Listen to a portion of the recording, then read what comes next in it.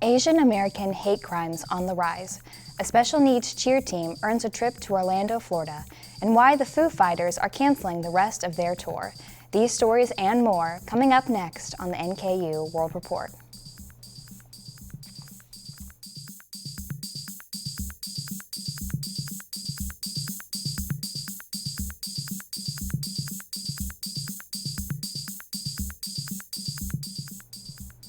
Welcome to the NKU World Report. I'm Haven Wolf.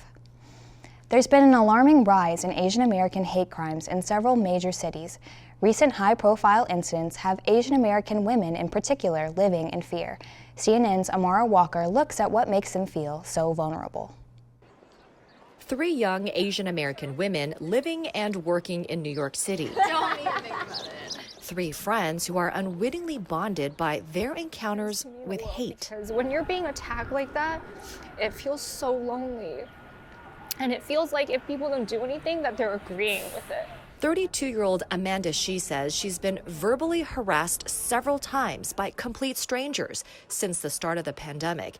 Each time, she's relived the trauma of when she was followed by a man yelling racial obscenities at her. He kept following me for a whole block, and then this man, he came up next to me and he was like, "Do not worry, I'm right here with you. I'm gonna walk you straight there." And I couldn't thank him in the moment, but oh my God, I'm so grateful he was there. I was just thinking about so many times it's happened to me this past year. There's empathy amongst these women because they know what it's like to feel dehumanized, to be targeted as Asian American women. It's the stereotypes around Asian women that make us more likely to be hunted, right? We're supposed to be submissive, we're obedient, and there's hypersexualization around us as well. She started aggressively walking towards me. 25-year-old Ann Kim says last March she was leaving her friend's apartment in Manhattan's Upper West Side when she was accosted and forced to seek safety in the building's lobby. Even having your mask on or other clothing on, I was targeted. A woman came towards me saying, "You Asian bitch, I'll kill you, I'll chop your head off." And she kept saying it as she started approaching me. Carolyn Kang, an actress and activist, wrote about her encounters on social media. She says a stranger screamed at her on the subway in 2020, blaming her for the pandemic. Then 3 months ago, this happened. I was walking in Brooklyn, and suddenly, as I was walking past these 2 men, one of them punched me. They started screaming at me made-up Asian words. All of these attacks were unprovoked, these women say, just like the others that made headlines in the past year. A 67-year-old Asian woman in Yonkers, New York, beaten and punched more than 125 times. The suspect allegedly called her an Asian bitch. Michelle Go pushed to her death in front of an oncoming subway train in Times Square by a man who is reportedly mentally ill. 6 Asian American women killed in a spa shooting spree in Atlanta. Not all have been deemed hate crimes, but with major cities like New York and San Francisco reporting a steep rise in anti-Asian hate crimes, Asian Americans are living in fear, especially Asian American women. According to Stop AAPI Hate, a coalition that tracks incidents against Asian Americans and Pacific Islanders, nearly 2/3 of the reports came from women between March 2020 to December 2021. Over 74% of the respondents said that they had experienced some kind of discrimination or harassment in the last 12 months. Even a member of Congress, Grace Meng, isn't immune to this reality. I try not to go anywhere alone. Why? I'm scared that something might happen to me, and we are equally, if not more, afraid of things that might happen to the most vulnerable in our community, our grandmothers and our mothers. These are the folks that have come to this country and sacrificed so much, and now they're being attacked and killed. In the meantime, Carolyn avoids the subway when she can. I'm making sure that my back is against the subway wall or standing right next to a pillar so that no one can come and push me into the tracks. They were luckily there to open the door for me. And while Anne remains hyper-vigilant, I have asked strangers to walk me home. Amanda is dreading the warmer weather. Everyone's like, spring is here, and part of me's happy, but part of me's so anxious to be shedding these layers and letting my features show. Florida Governor Ron DeSantis has signed a controversial bill restricting certain LGBTQ topics in the classroom.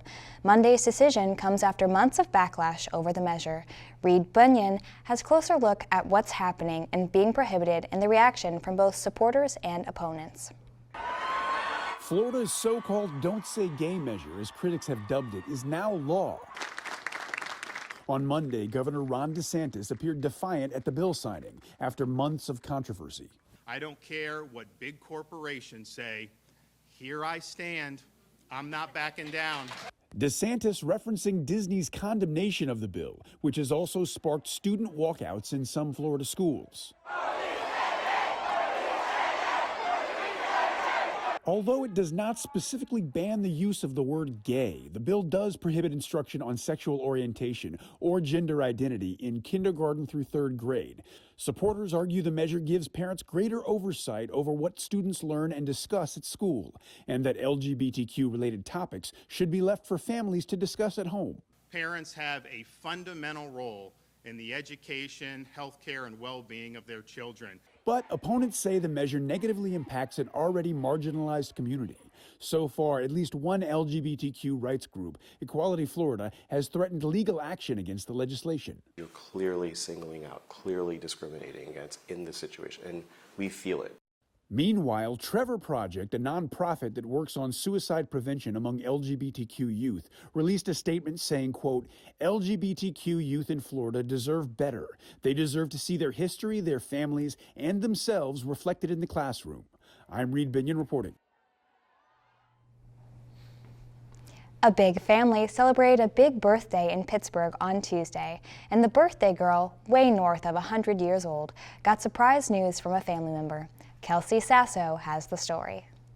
Happy birthday, dear Nanny. Happy birthday to you. This is the 111th time Janet Wharton has celebrated a birthday. This is awesome. I'm just honored to be here to speak on her behalf, and so happy that, it's just amazing that she's 111 years old, the oldest person in our family. Known simply as Nanny among her family members, Janet was born on March 29, 1911 in South Carolina. She was raised here in Pittsburgh. Happy birthday! Thank you. But in her lifetime, she also lived in New York, where she married Jimmy Vaughn and became a beautician. She also went to school for nursing and took care of others in that capacity a few days a week. But her biggest legacy is her family. Not many people get to see this many future generations. She had one child, 2 grandchildren, 6 great-grandchildren, and as she found out today, she is about to have a great-great-grandchild. She's having your great-great-grandson.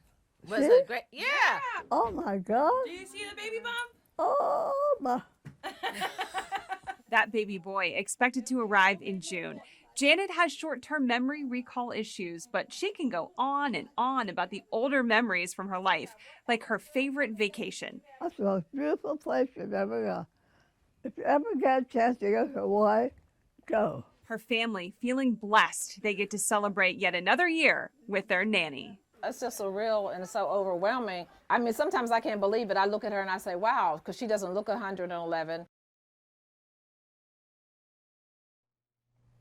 Now let's talk to Brian to see what's coming up in sports. A special needs cheerleader team works together for their next competition, and a fan gets a tattoo in an early celebration of the NBA Finals.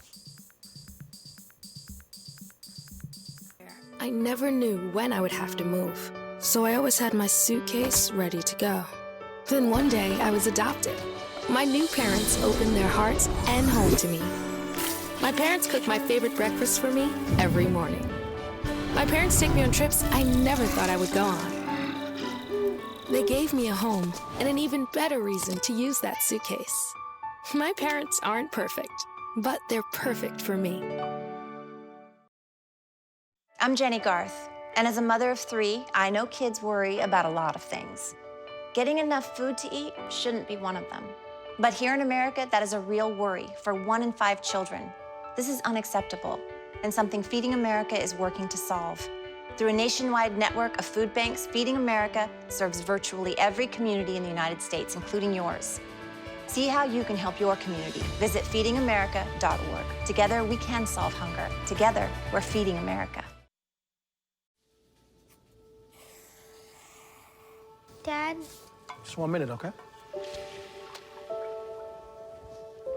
Hey, Bobo, do trees tell each other stories? I'm sorry. I'm afraid I don't know that. Hey, why don't we go find out?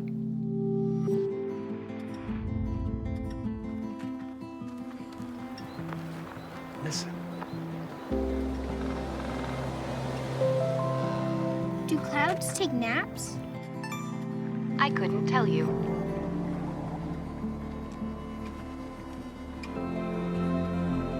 Can birds draw pictures?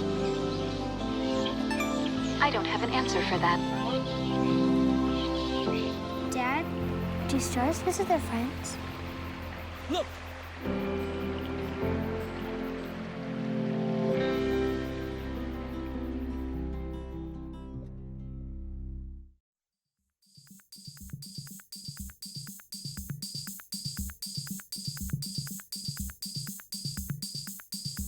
Welcome back. I'm Brian with today's sports report. The countdown is on for a cheer squad in Wisconsin, practicing and prepping for a chance to show their talents to the world when they compete at the end of next month. But as Annie Kroll reports, for this team, 12 cheerleaders with special needs, it's about so much more than the competition.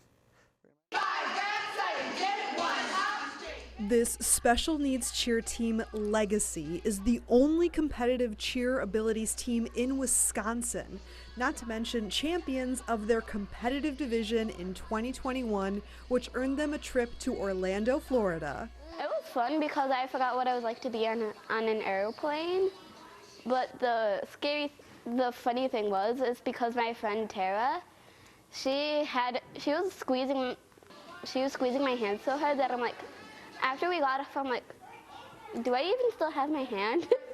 The Fusion Athletics All-Star Special Needs Cheerleading Team won this first place trophy at last year's Cheerleading Worlds in Orlando, Florida. They're going back this year, and coaches say it's going to be even more memorable considering there were COVID-19 restrictions and smaller gatherings last year. It is literally the highlight of my whole career. Last year when I got to watch them, I looked like a lunatic just crying the whole entire time that I missed my cue to unplug the iPad and stop the music because I was standing there crying. It is so much pride and joy to watch them find a place that they fit in, a home where they have friends, that they're just regular kids and they get to showcase their talents. The team of 12 includes cheerleaders with a range of abilities. We have a little bit of everything, from kids on the autism spectrum to Down syndrome to different birth defects. We have an athlete that is hearing impaired, so just a little bit of everything. While each brings something unique to the team, when they hit the floor and perform, coaches say they become a synchronized unit. 5, 6, 7, move 1, 2, 3, 4, 5, 6, 7. What's fun about the cheer team? I like having friends. Your friends are your favorite? Yeah. We've also made it a really big effort to involve the kids that we have who have wheelchairs to make sure that they're involved just as much as anybody else. So we have a really unique way of stunting that really involves them, so everyone partakes in it. We might not be able to tell you who from the Final Four will be making the national championship, but this one fan thinks he knows who's going to win the NBA Finals. So much so that he got a tattoo declaring the Boston Celtics the 2022 NBA championship. Thompson has the superfan story. Oh, I gotta get some sleeves up. Here we go. Meet Jack Bienvenu, Boston Celtics superfan. The Wellfleet 18-year-old is the proud owner of a brand new Celtics banner tattoo that states the team will be world champions this year. He says he got the inspirational tattoo on an impulse. I'm just very confident in this team this year, the chemistry we have, how much fun we're having. So the high school senior headed over to his local tattoo parlor and his artist got to work. His new ink quickly got New Englanders excited on social media, but his mom? I came home with it. My mom was a little shocked, to say the least, but she's been very supportive of all this. And as for Dad? He was just like, that's classic Jack. So overconfidence. He says he goes to a lot of Celtics games and always dresses like a super fan. I'm always on the Jumbotron. I'm always introducing myself to people over there. It's more like a family at the Garden once you get to be there more often. While the new tattoo is taking his fandom to the next level, there's still the all-important question, what if the C's lose this year? Yeah, that's the $1 million question. I actually got a plan. He says he'll just wait until the Celtics do win a title, and then he'll have the tattoo updated. It'll be there for the rest of my life, regardless. Now back to Haven at the news desk. In less than 3 months, it'll be the official start of summer. And if you're hoping to get fit before then, a dietitian says there are simple ways to lose weight without the fad diets. Mandy Gaither has more on what to do right now to reach your goals in today's Health Minute. Beaches and bathing suits. It's almost that time of year again. If you want to get healthier before summer, start now by changing up your diet. Let's think about limiting our hours in which we're eating. Let's think about eating more fiber, more plants, less hyperpalatable foods, less processed foods. Kristen Kirkpatrick, a registered dietitian with Cleveland Clinic, says fad diets aren't the way to go. There's no way to stick to them over the long haul. Instead, try intermittent fasting. You'll only eat during a certain time frame, such as between 10 a.m. and 6 p.m. She says other diets that work, the Mediterranean diet, which includes healthy foods like whole grains, fruits, veggies, and seafood, as well as the DASH diet, rich in veggies, fruits, whole grains, low-fat or fat-free dairy products, fish, poultry, beans, and nuts. You can also cut back on calories by listening to your body. Am I hungry right now, or am I looking to feed emotion? Am I just dehydrated? So really taking the time from a mindfulness perspective of, am I feeling true hunger? But I'm gonna eat until I no longer feel that hunger, which means eating slow, chewing more, taking out distractions, and being able to stop before I feel that feeling of fullness. Kirkpatrick says not to focus on the timeline for weight loss. Instead, celebrate milestones along the way. For Health Minute, I'm Mandy Gaither. Now let's talk with Kennedy to see what's happening today in entertainment. The Foo Fighters cancel the rest of their upcoming tour, and Bridgerton is back for their second season.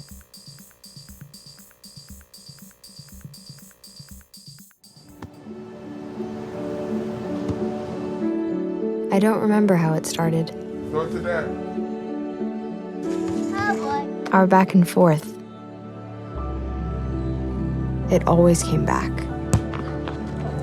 Dad! You probably don't remember what you told me, That was perfect. but I heard every word.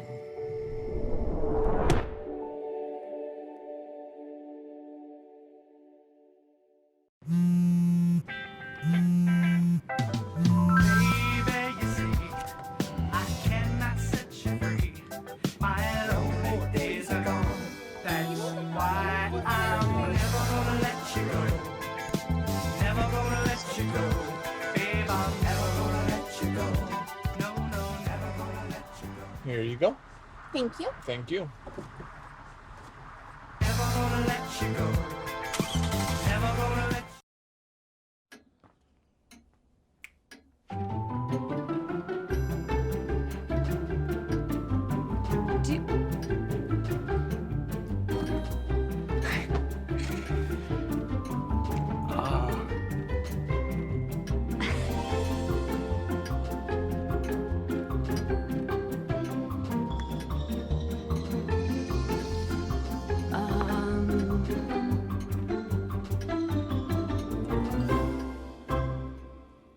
Listen, you're my friend. I noticed you haven't really been yourself recently. Yeah, I feel like something's up. How are you? Are you okay? Is there anything you want to talk about? I just want to know how you're feeling. And listen, even if you don't know what to say, I'm here to talk. No matter what you're going through, I just want you to know I'm here. I've got your back. When you want to talk, I'm here.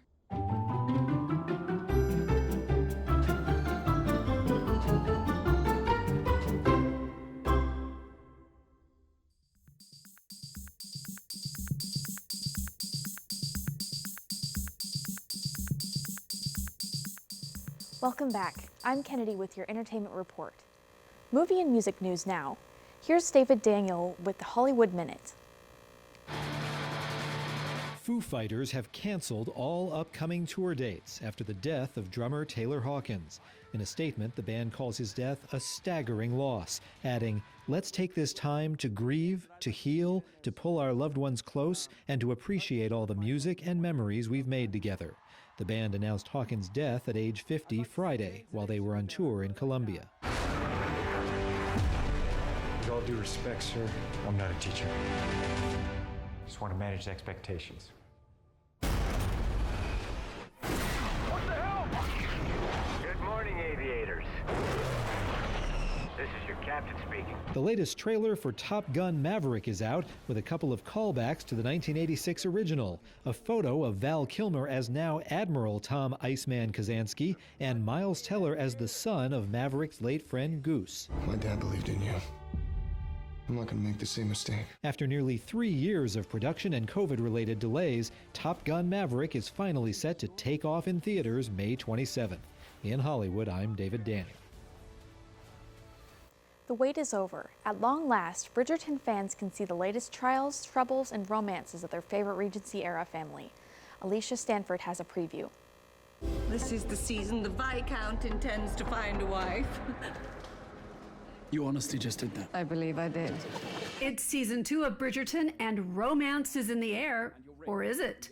Lord Anthony Bridgerton, played by Jonathan Bailey, believes himself to be a sensible man when it comes to securing a match. I've already compiled an index of the season's eligible misses and have arranged interviews. But he's got to deal with some formidable foes to his unromantic plans, including his mother and Lady Danbury. Violet is over the moon that he wants to get married until she realizes that he has no intention of finding love. Love will not come into his marriage at all, that he wants it to be a contract and a duty to uphold the family name. And this devastates her. Your Majesty, may I present Miss Kate Sharma and Edwina Sharma? The Sharma sisters are the newest ladies to arrive in the ton for the annual marriage mark known as the season. Anthony has his eye on the younger sister, but the oldest has learned of his plans and wants to keep him as far away as possible. I think the heartbeat of the whole thing for Kate was Edwina and putting her family first. And it made it really easy, to be honest. And not the complicated things that the characters do in Bridgerton. It's because they believe it's the right thing to do. Absolutely. And the idea, I think that's true of life, isn't it? That if you hold a secret, you think you're doing the right thing. It doesn't mean that you're like, I'm holding something back from someone else. And then there's the all-seeing, all-knowing Lady Whistledown. She gladly reports on everyone's problems, but this season, she's got a few of her own. She's both flying high on the fact that everyone in London loves her and is obsessed with her gossip column and thinks she's so clever and witty, but also then, you know, having her real life where nobody knows that that's her reality and having to sort of lie to the people she loves the most and how, like, those things, she's a lot of spinning plates that she's sort of struggling to keep them all going. What happens when duty is in conflict with the heart's true desire? In Hollywood, I'm Alicia Stanford. Now back to Haven for a final check at the news desk. The quiet life along Texas' coastal bend can be heaven for those looking for peace and tranquility on the Gulf. But it's also the perfect hiding place for a jailbird on the fly. Matt Daughtry has more. Birds are abundant along the shores and waterways around Lavaca Bay this time of year. You can find them in all different shapes, sizes, and colors as they fish and shrimp the Gulf undisturbed. But earlier this month at Rhodes Point in Cox Bay, an environmental activist caught video of this guy who looked a little out of place. Upon closer inspection, the bird had a leg band with inmate number 492. It can move down into Mexico. It can be moved back up here. The Houston Zoo's curator of birds, Rick Urban, says there's no telling how much of North America the fugitive flamingo has seen in his 17 years on the run. Might be a little awkward getting off the ground, but they can fly like 35 miles an hour and travel, over 350 miles. Back in 2005, the bird known as Pink Floyd escaped from his habitat at a Kansas zoo more than 800 miles away, along with another flamingo. The companion who he's been seen with in years past is no longer traveling with Floyd. Not that it matters to him, Lavaca Bay is swarming with flocks of spoonbills this month during mating season. Based on their appearance, they likely make Floyd feel right at home. Even better, the bounty hunters from Kansas have been called off. Floyd will get to spend the rest of his decades. Flamingos can live up to around 50 years, free as a bird. As long as there's plenty of food, no predators, he's doing real well. In Port Lavaca, I'm Matt Doherty, KHOU 11 News. Thanks for watching the World Report. We'll see you next week. Stay classy, NKU.